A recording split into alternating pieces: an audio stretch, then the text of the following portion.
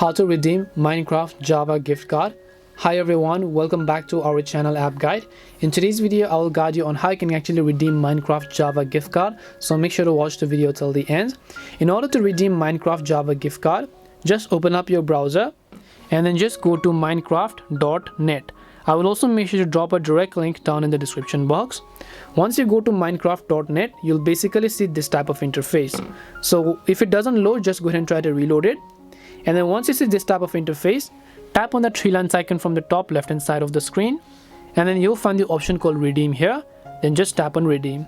Once you tap on redeem, here you have different type of gift cards. So you can see Java and Bedrock edition, and here you have only Java edition. So if you're only trying to redeem the Java edition, just tap on the redeem Java edition button, and then all you need to do is just sign into your Minecraft account, and then it will take you to a page where you can simply enter the code and then redeem it successfully.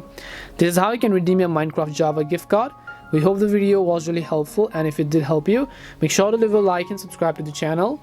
If you have any more questions, queries or doubts, make sure to also leave them down. Thank you very much for watching till the end, and see you in the next video.